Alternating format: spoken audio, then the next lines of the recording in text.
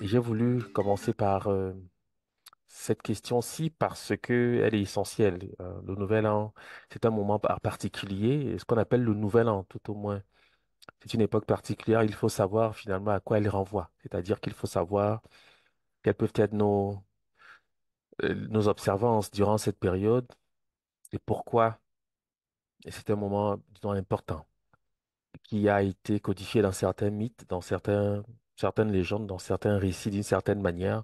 Et cette manière est récurrente. Cela veut dire en réalité qu'il y a il y a une intelligence finalement qui se cache derrière ce que souhaitent communiquer les anciens, c'est-à-dire, je veux dire, les civilisations passées, notamment la civilisation égyptienne, mais pas seulement, puisque le Nouvel An est un fait observable dans un nombre conséquent de civilisations du seul fait qu'elle sache faire état d'un calendrier. Voilà. Donc, je vais commencer par une mise en contexte. Et le référent va être évidemment le Soudan. Je pourrais dire le Soudan occidental pour ce qui est de l'époque contemporaine, puisqu'il existe dans cette région un peuple qui est appelé les Dogons. Et ce peuple a un récit qui rejoint, d'une certaine manière, ce que peuvent dire les textes égyptiens relativement à cette notion, on va dire ça comme ça, cette notion de nouvel an. Alors, après le nomo, tous les êtres, alors c'est un texte qui est tiré d'un ouvrage connu, hein, qui a pour titre Le Renard pâle, qui est un texte initiatique, je dois vous le dire, parce que ce n'est pas une lecture facile, disons, pour le premier venu, hein. Vous n'allez pas totalement tout comprendre comme ça d'un coup, parce que il y a- c'est un texte de nature ésotérique. Ce sont des Dogons qui s'expriment et des prophètes Dogons d'une certaine façon. Marcel Griol et Germain Diterline ont simplement enregistré ce que disent finalement ces ressources au niveau du sonore occidental et c'est avec l'habitude et le fait de croiser un certain nombre de données qu'on arrive à comprendre ce qui est dit fondamentalement et pourquoi en fait ces textes ont une valeur originelle puisque même déjà pour ce qui concerne la civilisation égyptienne, elle a donné une certaine apparence à ce que disent en fait perpétuellement les Soudanais sur la réalité du calendrier, la réalité du fait religieux, etc. Maintenant, on va s'intéresser au carnaval puisque c'est le sujet du jour, hein, et vous allez comprendre les rapports, les liens. Le carnaval se déroule du premier dimanche de janvier jusqu'au mercredi des cendres, jour où l'on enterre un personnage qu'on appelle Vaval en Guadeloupe. Parce que j'ai expérimenté le carnaval en Guadeloupe et c'est à peu près toujours la même chose dans tous les cas, partout dans les Antilles, y compris en Guyane. D'accord? Le carnaval se déroule du premier dimanche de janvier jusqu'au mercredi des cendres, jour où l'on enterre un personnage qu'on appelle Vaval, qui est le roi du carnaval. La veille du mercredi des cendres, qui est appelé le mardi gras, est le dernier jour gras avant le carême, c'est-à-dire le jeûne, qui va durer 40 jours. J'en ai parlé un peu hier, je ne crois pas nécessaire d'y revenir. Le mercredi des cendres s'observe au plus tôt le 4 février et au plus tard le 10 mars, mais toujours avant l'équinoxe du 21 mars. Bon, vous pouvez dire 22 si vous voulez, mais c'est la même chose puisque vous savez qu'on rajoute un. Je l'ai dit, quand c'est le cercle complet, on rajoute un, ça va faire 22. Voici pourquoi chaque cercle chaque bras a comme valeur 22, hein, je l'ai dit déjà. Mhm. Donc, je reprends. Le mercredi des cendres s'observe au plus tôt le 4 février et au plus tard le 10 mars, mais toujours avant l'équinoxe du 21 mars, lorsque nous quittons l'hiver pour entrer dans le printemps, qui est la renaissance, c'est-à-dire la résurrection. Le temps de la résurrection, c'est le printemps. Le carême, 40 jours, précède la Pâque. Le mot carnaval viendrait hein, du latin carnis, chair, levare, enlever. C'est ce que vous rencontrez généralement dans les dictionnaires étymologiques. Ils font cette proposition. Mais il existe une autre étymologie proposée qui est carus navalis. Et c'est ça qui est juste. C'est celle-là qui est juste. D'accord? Donc, je reprends ce que je suis en train de dire, même si on peut expliquer aussi carnis levare, c'est-à-dire enlever la chair, après on rentre dans le jeûne, qui est un temps de pénitence parce que c'est le deuil, hein. Isis est dans la description du deuil, des larmes, etc. Donc, voilà. Mais une autre étymologie proposée est carus navalis, char naval, en référence au Navigium Isidis. C'est de cette manière que les Latins nommaient la barque d'Isis, qui intervient de manière remarquable, vous le savez, dans la passion d'Osiris, puisque c'est avec cette barque qu'Isis se déplace. d'accord? Et elle ramène le corps d'Osiris. D'ailleurs, on va comprendre dans une prochaine communication, dans ce cycle-ci, à quoi renvoie la barque en réalité, ok? Mais bon. Les Latins vont l'appeler Navigium Isidis, la barque d'Isis. Le mot carême viendrait du latin quadragesimus, c'est-à-dire quarantième, sous-entendu dies. Donc c'est quadragesimus dies, c'est-à-dire 40 jours. C'est 4, le fameux 4. Parce que hier, j'ai commencé une explication, je ne voulais pas pousser plus avant parce que je savais que j'allais parler de cela un peu plus en détail aujourd'hui pour justifier du carême qui dure 40 jours. C'est les bras de Koni qui tournent. Je commencerai par une introduction qui consiste à une description brève de la représentation d'Orion, qui, comme vous le savez, est une constellation très importante dans la description, le descriptif euh, du temps calendaire pour nos ancêtres de la vallée du Nil, et généralement représenté, comme vous le voyez ici, sur une barque euh, en train de, on dira, s'en aller, puisqu'il fait le mouvement du départ. Et vous avez à l'image trois personnages importants. Donc, vous avez Euh, l'étoile Sirius, représentée sous la forme d'une vache, il s'agit bien évidemment d'Isis, la reine du ciel, et évidemment Orion, qui est le personnage anthropomorphe que vous voyez là, représenté également.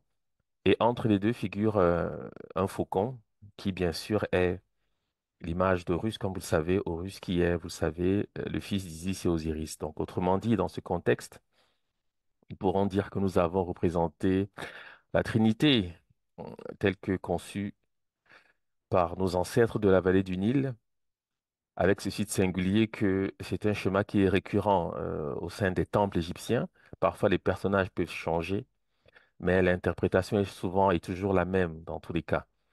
Sauf qu'ici, bien évidemment, puisqu'il est question de parler d'Orion, eh bien, je vous présente cette image qui va connaître une postérité dans les traditions abrahamiques, en particulier le christianisme, qui va reproduire cette figure pour annoncer la nativité, c'est-à-dire la naissance du Christ.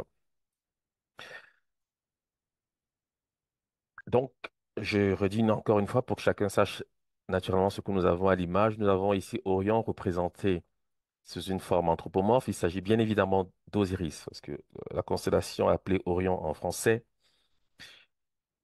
représente Osiris. Nous avons également Isis qui représente Sirius, l'étoile des cycles, et au niveau de l'affrontement des deux barques figure un personnage ô combien important également, puisqu'il s'agit bien évidemment du fils d'Isis et Osiris, autrement dit le fils d'Orion et de Sirius, c'est-à-dire Horus qui est le monde manifesté, ce qui est vu, le cosmos, le monde organisé. Je vais citer en introduction une note de von Baumart, qui est une note évidemment descriptive. Quelle que soit l'époque, la posture de Sirius et Orion reste la même, celle qu'on vient de décrire, bien évidemment. Quelle que soit l'époque, la posture de Sirius et Orion reste la même. Les deux visages sont dirigés dans le sens de la progression des décans. Alors, qu'est-ce que c'est qu'un décan? C'est la somme de 10 jours constitutive des jours du mois égyptien, puisque le mois égyptien comptait 30 jours. Donc, chaque mois possède 3 décans. Et le décan, c'est la somme de 10 jours, hein. L'étoile Sotis, sous sa forme d'Isis, regarde Orion Osiris qui s'éloigne, comme l'indique l'image précédente. L'étoile Sotis, c'est-à-dire Sirius, sous sa forme d'Isis, regarde Orion Osiris qui s'éloigne. Il a les yeux tournés dans la direction de la marche, mais son corps pivoté de telle sorte qu'il semble aller vers Isis. L'impression est renforcée au tableau du Ramesséum, qui était un temple égyptien, par le fait que les deux barques se font très nettement face. L'impression est renforcée au tableau du Ramesséum par le fait que les deux barques se font très nettement face. Ce qui est clairement signifié par la torsion du corps d'Osiris et l'affrontement des barques, c'est la coupure, le passage d'un cycle à l'autre, puisque vous savez qu'Orion et Sirius interviennent dans la description du nouvel an égyptien. C'est ainsi que sont figurés proue contre proue les deux barques solaires, diurnes et nocturnes, diurnes et nocturnes, ceci en référence à ce qu'on a vu hier, puisqu'on a décrit euh, à travers le Bokoni, c'est-à-dire la sortie, enfin, si vous voulez, le zodiaque soudanais, euh, le monde visible, le monde invisible. Et dans ce contexte, bien sûr, c'est ce que reprend cette description. Il s'agit d'une description du double placenta, c'est-à-dire des deux cercles qui forment le chiffre 8 pour une description sommaire.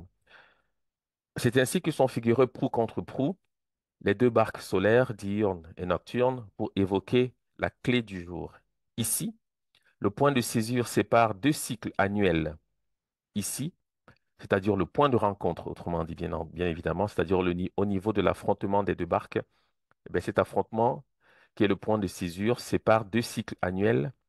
Faisant face à Sirius, Orion annonce la fin de l'année précédente et Isis-Sirius inaugure le nouvel an. Je commencerai donc par une mise en contexte. Ici, c'est une note qui nous vient d'un texte d'Alain Ancelin de Regretter Mémoire qui disait ceci. En bonne logique, il, en parlant du lever héliaque de l'étoile Sirius, annonçait aux Égyptiens la même chose qu'aux autres peuples négro-africains qui partageaient la même conception de l'espace et du temps et de leur retournement cyclique, la saison sèche. En bonne logique, le lever héliaque de l'étoile Sirius annonçait aux Égyptiens la même chose qu'aux autres peuples négro-africains qui partageaient la même conception de l'espace et du temps et de leur retournement cyclique, la saison sèche. Chez les Venda, le lever héliaque annuel de Sirius introduit la saison sèche. Chez les Douala, c'est aussi avec l'apparition d'un sauté, Sirius, que débute l'année. Chez les Égyptiens, il introduit aussi la canicule, mais sur les bords du fleuve, la notion de saison sèche s'efface comme principe directeur du temps au profit de la crue du Nil. L'inondation emporte tout. Avec elle, s'installe dans le calendrier des levées iliaques et y règne en maîtresse, assimilée à Isis, la jumelle du premier roi sacrifié. L'inondation emporte tout avec elle, s'installe dans le calendrier des levées iliaques et y règne en maîtresse, assimilée à Isis, la jumelle du premier roi sacrifié. C'est le lever iliaque de c'est une translittération, en fait, c'est Lucebdet par les égyptologues avec le sens de la pointue, qui commence l'année agricole égyptienne et se fait le message de la crue. C'est le lever iliaque de Sebdet, donc Sirius en fait, la pointue, qui commence l'année agricole égyptienne et se fait le message de la crue. Alors, qu'est-ce que dit Ancelin ici en quelques lignes? Il rappelle que le principe directeur du temps en général, en ce qui concerne le lever iliaque de l'étoile Sirius, bien sûr, c'est la saison sèche, mais qu'il existe une particularité au niveau de la vallée du Nil parce que cette époque, donc le lever iliaque de l'étoile Sirius, coïncidait avec l'inondation du fleuve, motif pour lequel le discours égyptologique est généralement porté sur le lien entre le lever iliaque et l'inondation, sans insister davantage sur la saison sèche. Pourtant, on sait que c'est également le temps de la canicule. Donc, c'est le premier motif pour lequel ce phénomène astronomique est observé. C'est parce qu'il coïncide en fait, en réalité, avec la saison sèche dans les, les calendriers des peuples qui vivent actuellement au sud du Sahara et qui ont évidemment, vous le savez, une affinité remarquable avec ceux qu'on appelle aujourd'hui les anciens Égyptiens. Personne, et je vais citer maintenant Calam Griol, Geneviève Calam Griol, qui installe un certain nombre de faits qui vont être intéressants puisqu'ils vont soutenir ce que nous allons dire par la suite. Personnage essentiel de la mythologie d'Ogon, Yurugu, c'est-à-dire le renard pâle, c'est-à-dire Ogo, c'est-à-dire Seth, si vous voulez, entre guillemets, est le jumeau révolté de Nomo, le fils né prématurément contre la volonté de son père, Amma, qui descendit dans l'espace en arrachant un morceau de son placenta qui devint la terre. Il commit un acte incestueux en pénétrant dans la terre et en y semant une graine volée à Amma, c'est-à-dire le fognon. Tous ces actes désordonnés ayant introduit l'impureté et la mort dans l'univers, il fut châtié par la privation de son principe femelle, de la parole, même s'il conserve le privilège de pouvoir prédire l'avenir avec ses pattes. On parle ici du renard, c'est-à-dire ou du chacal, si vous voulez, et changé en animal. Le sacrifice de son frère Nomo fut nécessaire à la réorganisation de l'univers. Le renard représente les forces négatives qui agissent dans le monde, stérilité, mort, impureté, sécheresse, obscurité, etc., en lutte avec les forces positives représentées par Nomo, fécondité, vie, pureté, eau, lumière, etc.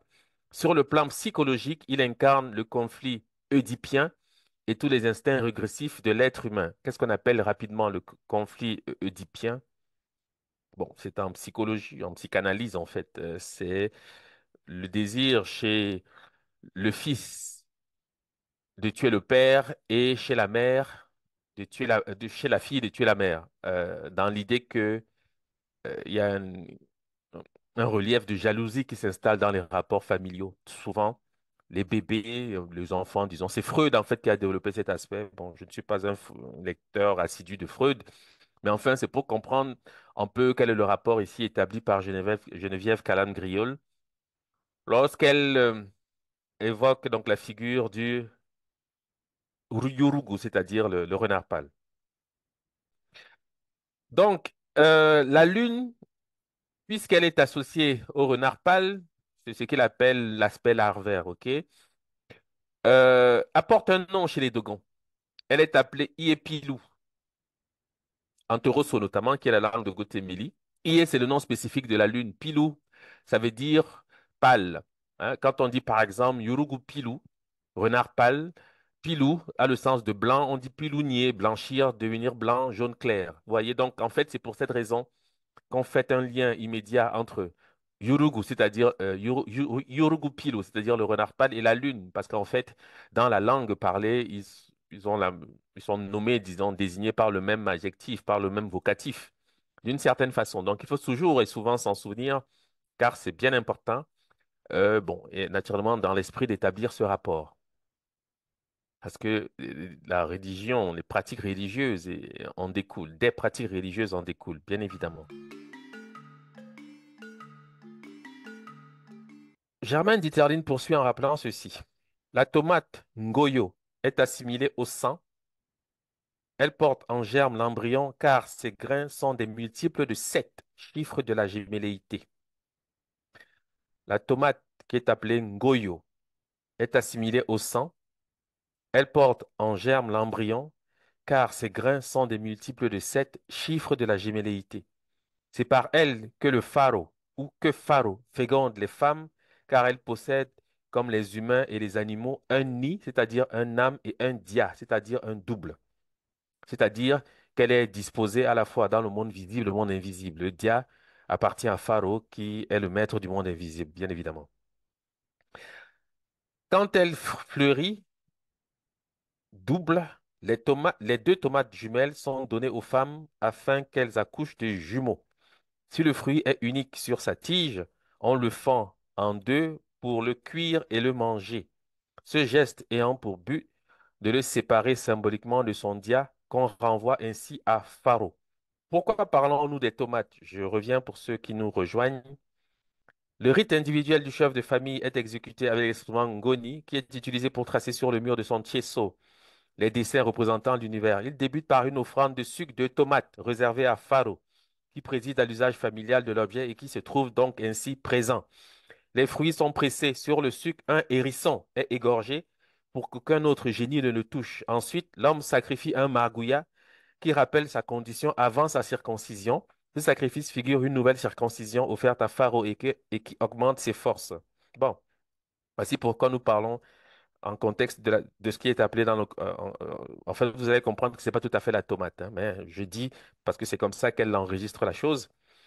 Donc, il faut donc justifier de la présence de la tomate dans ce contexte-ci. Et évidemment, elle est intrinsèquement, comme on le voit ici, liée au chiffre 7, qui est le chiffre du nombre septième. C'est en cela qu'on sait qu'il est donc mobilisé par ce moyen. Et tout ce qu'on a pu dire, d'ailleurs, vous allez le voir concernant le chiffre 7, est justifie du choix de cet objet, légume, on va dire, qu'on appelle en français la tomate. Mais vous verrez que ce n'est pas tout à fait la tomate comme vous l'imaginez.